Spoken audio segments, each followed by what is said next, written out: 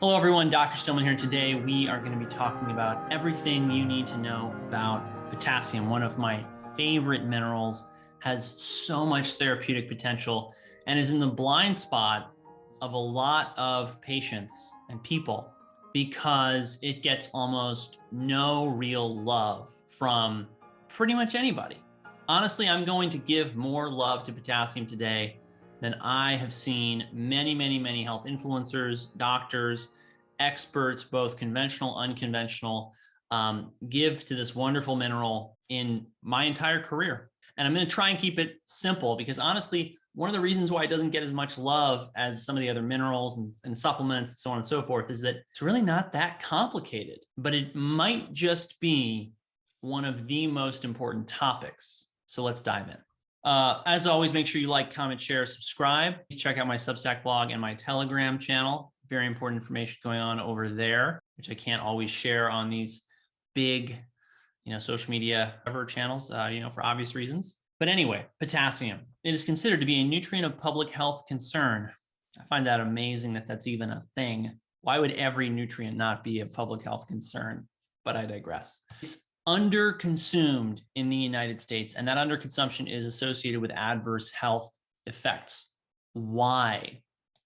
This is where I think people really lose sight of potassium's relationship with other minerals and energy generation in the body. Everybody's going to tell you, oh, potassium has to be kept inside the cells, and it's what drives the sodium potassium ATPase. It's responsible for transmembrane signaling. No, potassium is way more important than that. Potassium and magnesium together are a critical component of the hydrogen bonding water network inside of your cells, a la Dr. Gerald Pollack, Cells, Gels, the Engines of Life, Fourth Phase of Water. If you haven't read them, they're worth a treat. And that means that low potassium levels are synonymous with low energy. Now, the caveat to that is that potassium has the tendency to oppose sodium. And that means that potassium, as you push it into the system, if you push it in too fast and in too high of a quantity, it will overwhelm your system. It may actually make you feel tired. It may make you feel sluggish, fatigued. So I don't use this pharmacologically lightly because it's so powerful. I really prefer to use food to restore normal potassium levels. High or low concentrations of potassium are very dangerous. Muscular paralysis, abnormal heart rhythms, one of the #1 causes of cardiac death. Sudden cardiac death, meaning sudden heart attack, the heart just stops, is probably hypokalemia. The other is hyperkalemia, so too high potassium levels. You don't have to worry about this from food unless you have really serious kidney problems. With serious kidney problems, you can actually push so much potassium into the system so fast just from food alone that it can overwhelm the body's ability to excrete it through the kidneys, which is where most of it is lost, and the patient can actually die of high potassium levels. For those of you watching this video, if you haven't had your kidney function checked, it's a very simple test. Healthy people tend to not have abnormal kidney function. I'm not here to practice medicine via the internet. I'm just here to give you guys educational information on this vital mineral, okay? The chronic diseases that tend to claim the most American lives, chronic high blood pressure or hypertension, which damages the vital organs, not to mention the brain, and precedes and is the harbinger of heart attacks, strokes, all manner of cardiovascular disease, is associated with low potassium levels. That again does not mean that you can just go willy-nilly pushing potassium into the system. If the cure for high blood pressure was potassium, you would have heard about it by now. It's not that simple. You need more components of the puzzle put together. The other cool thing about this is that potassium is associated with lower risks of stroke and kidney stone formation. Why is that? You've got to remember always that these foods don't exist, or these minerals don't exist in isolation. Except for supplements, nutrients come as part of a package deal. Where we find the most potassium is in plants. And what happens when you eat plants? You eat lots of other things in those plants. Magnesium and potassium and copper all tend to keep company with one another. Diets low in all three of these minerals tend to keep company with kidney stones. That's the whole alkalize or die thing. If you have too much acid load in your diet, it tends to create kidney stones, which can precipitate. And usually that's in people who are not eating enough foods that are alkaline in terms of their dietary acid load. Okay, the adequate intake is 2,600 milligrams per day for women and 3,400 milligrams per day for men. That is something that people will debate. I want mine higher than this. That's actually very hard to do, but that's because of what I know that I'm going to share with you in this video. Let's talk about deficiency. And one of the reasons I want to talk about deficiency is that I see some of the causes of potassium deficiency very commonly in my practice. And I don't want you guys to end up in this situation. Anyone taking a conventional diuretic, almost all the diuretics, and 99% of the ones that people get started on initially, waste potassium. This is a real problem because if you're using a potassium wasting diuretic and the patient has got a heart problem, you are basically inducing a wasting of one of the minerals that's linked to worsening heart disease. I liken this to fixing a leak in your ceiling by installing a drain in your floor. It's what passes for good medicine in America because the pharmaceutical industry completely controls the practice of medicine. And unfortunately, because doctors and patients really don't have enough of a conversation about, hey, you're dying and you're getting heart attacks and all this other stuff because you're eating garbage and you need to stop doing that. And that's just the beginning of it, right? There's light, there's sound, there's different types of air and water pollutants, there's electrosmog, there's all these other factors that go into this, right? But just out of the gate, a lot of you have family members, particularly the elderly, on these drugs. Many of them don't need them. The majority of people coming to me for high blood pressure, I cure their high blood pressure not by giving them drugs, but just by having them monitor their high blood pressure. And a lot of them have normal blood pressures. How about that? It's amazing. Their blood pressure ends up being falsely elevated because they're getting it drawn at the doctor's office where they're getting rushed and they just walked in and the nurse is taking it. They don't really like the nurse because she's kind of mean and she's brusque because she's got to get them to the door and then she's got to get them to the exam room and then she's got to get them prepped. No one has fun at the doctor's office. That's why a lot of you have high blood pressure. Prolonged vomiting or diarrhea. This is really important because some people coming to me have got IBS, they've got IBD, they've had chronic diarrhea for some years that they've had difficulty controlling. And so these people end up often losing potassium as part of that process. Fewer people have chronic vomiting. They tend to get that under control, thankfully. But that could also be a reason too. Overuse and abuse of laxatives. Okay, so potassium gets pulled back into the body in the large intestine. So if you create a artificially fast transit time, you're going to end up with less resorption of potassium from the colon. Anorexia nervosa and bulimia, that should be pretty self-explanatory. Lack of intake. Excessive sweating, also known as overuse of sauna. I have been surprised, but not overly surprised, to have a couple of patients in the past who got better when I told them to stop using the sauna. The sauna will pull so much magnesium, potassium out, and not to mention sodium, out of your body. It's amazing. I will routinely get people saying, I eat perfectly, I eat the most amazing diet, I have a professional chef, oh my gosh, I can't eat any more vegetables, I'm so tired of chewing them. And then they'll have a low mag potassium level, but they'll be doing sauna 30 minutes a day. Some of them end up getting a little bit addicted to their sauna therapy. I hate to break it to them, but it's what I found, because there is a lot of reward pathways stimulated by sauna. At the end of the day, if you've got a low potassium and low magnesium level, I don't actually tell you to sauna at all, unless you're really toxic. I mean, you'd have to be really sick and with like bad documented levels, high mercury levels, high hydrocarbon levels, high something. Nephropathies. Okay, these are kidney problems. Okay, I'm not going to get into that more. Polyuria. Some of you heard that hydration is important and that you need to drink a lot of water.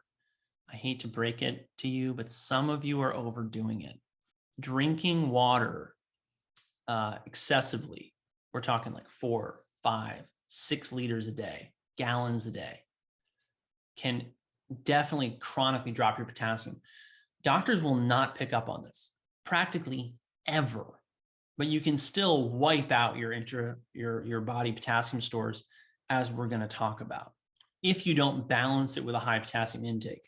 A high water intake high solute losses through sweating, lack of or low potassium diet, that is a recipe for low potassium. A lot of people in the wellness space are doing exactly that. All right, magnesium depletion. Magnesium and potassium play together, as I mentioned before, to create and interact with this hydrogen bonding network of water in the cell, such that if magnesium or potassium is missing, the other one will not be normally absorbed and utilized by the body. That's why I never really want to test just one. I always want, and this is why I often will put people on high potassium diets anyway. Even if I don't have the potassium level, that's what I'll do, because I'm just going to assume it's kind of low. Osteoporosis is one of the cases in which the data is not totally conclusive, I would say. When I say that, I mean, they haven't done the kind of studies that would really be amazing. Like, I don't have like one amazing study to show you, okay? But on the whole, the trend is that low potassium intake over your life does tend to contribute to osteoporosis. It's one of the reasons why I'm not a fan of the low potassium diets, AKA the carnivore diets that people are getting super into right now. Not to say those can't help some people, but I use them, if I'm going to use them at all, as a short-term intervention. Okay, I'm not going to talk about the disease treatment for hypertension, because I think it's just way too complicated. This is a very much a case-by-case basis that I'll use this, but they have shown that potassium can lower your blood sugar, or blood pressure, right? Let's talk about food sources, because that's the last thing I really want people to really come away from this page with. The humble potato is the king of the potassium hill. People want to smack talk potatoes and other vegetables. I can't tell you how healing and therapeutic I think this humble food is. I eat potatoes all the time. We can argue about the anti-aging and intermittent fasting and the carb-restricted eating and the time-restricted eating and all that other stuff. But honestly, particularly with young people, things like potatoes can be really therapeutic. The rest of this is kind of a grab bag of things. When I'm looking for a strong source of potassium in a patient's diet, I just keep it simple. I'm like, listen, potatoes, bananas, tomatoes. Potatoes, tomatoes, bananas, you can eat them at every meal and they will really radically affect your potassium balance. Now look at these numbers. Potassium, 900 milligrams. That's a gram, okay? In one medium potato. That's not even like the size of my fist. Look at the supplements. Multivitamin mineral supplements in the US do not contain more than 99 milligrams of potassium per serving. So you might have to take 10 of these pills in order to get to 926 milligrams. Now, why might that be? Because like I said earlier, one of the only supplements that you could actually run into trouble with if you had serious renal issues is potassium. And guess what? Potassium is implicated in the diseases that tend to cause renal disease, namely cardiovascular disease and high blood pressure. So I could see why supplement manufacturers would make their supplements very, let's say, low in their dosage of potassium. But that doesn't change the fact that you really have a tough time using potassium as a supplement. There are times and places that I won't get into now, but at the end of the day, somebody comes to me with a low or borderline low potassium level, we can fix that with food alone. Good luck fixing it on a carnivore diet. You'll notice that none of these foods are animal-based except for the yogurt. And I'm going to tell you guys too, the goat dairy is way higher in potassium than cow's milk dairy. It's a remarkable difference. We're talking, I think it's 2 or 3-fold difference. There's more potassium in goat milk than cow's milk. So there's lots of drug interactions, which, you know, sometimes is relevant. And there's lots of drugs that cause low potassium levels. Particularly relevant to this are the beta-adrenergic agonists. Lots of people who have asthma are on these chronically. The diuretics, people who have high blood pressure, are on these chronically. The mineralocorticoids, some of these people end up on chronically as either inhalers or intranasal preparations or pills. So people are at a really high risk in our modern healthcare system, because these find their way onto many, many people's medications lists of potassium deficiency due to their medications. Now, why don't people tend to figure out that the patient has got low potassium levels? You would think, wouldn't you, if this is such a big deal like I'm making it out to be, that you would have heard about it by now. But this is the sneaky thing about potassium. So potassium, first of all, what's your total body potassium and how big of a deal is this?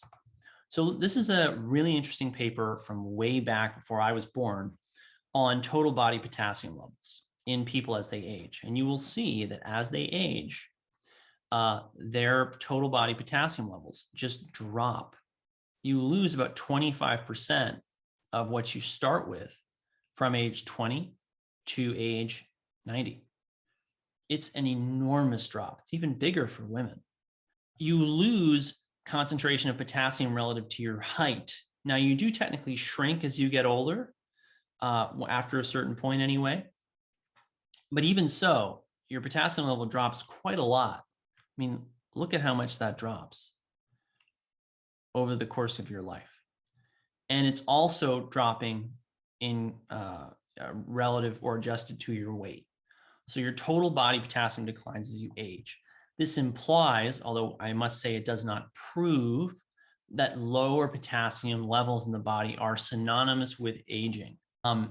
I will tell you that this, in conjunction with the evidence that low potassium levels and low potassium intake are associated with premature aging and diseases of aging like hypertension and kidney disease and all the other stuff I already mentioned, right? That eating more potassium is a good idea so you keep your levels up so you don't age prematurely and then die young. Very rarely do I mention something like this as this across the board. Everyone should do this. It's critically important. But potassium, because of its participation in the hydrogen bonding network of water and the generation of energy within the cell, is truly one of the fundamental minerals of life and must not be dismissed for its therapeutic importance. All right. How do we measure potassium? Because this is something that really is where people get lost. So potassium, and this paper is a study on measurement of red blood cell potassium. Potassium goes into the serum, your blood, rapidly, and it's taken up by cells rapidly as well. What that means is that somebody who's got potassium deficiency in their body, right, may not have it in their blood. Going back to this table, right, the 20-year-old probably has a normal serum potassium level, and so does the 80-year-old. Now, the 80-year-olds may have a slightly lower potassium, or they may have a falsely elevated potassium because, or an elevated potassium because they've got a kidney problem. But the point is simply this: they're both going to have normal levels of potassium. So what I explain to patients is asking what your blood level is a little bit like asking how much money is in your checking account. You know, the millionaire two doors down from you may have as much money in his checking account as the guy who's panhandling on the corner. But these people probably don't have the same net worth, right? Just the same way, virtually everyone's blood chemistry and serum level of potassium is tightly controlled, because if it gets too low or too high, you die. Period. End of story. I mean, it's really that simple. But your body can steal potassium from inside your cells, pump it out in order to maintain that serum level if you get low. That's why keeping it coming into the system is so important and so strongly correlated with longevity and anti-aging. Okay, so how should we judge total body potassium levels? It would be really cool if we could do the kind of studies that they did in this paper to judge what your total body potassium is. I think that would be awesome. They're not doing that, unfortunately. So what's the best next marker that's widely available? It's the amount of potassium in your red blood cell, because that red blood cell's got a membrane just like all of your other cells. And so if the potassium has trouble getting in there and there's less potassium in your red blood cells, it implies there's probably less potassium in the rest of your body and the rest of your cells. So this is a better measurement of your total body potassium than the serum potassium level. And this is what they're saying in this paper. Although red blood cell potassium measurement has been advocated as a simple means of assessing the body potassium status in disease states, it has never been widely used.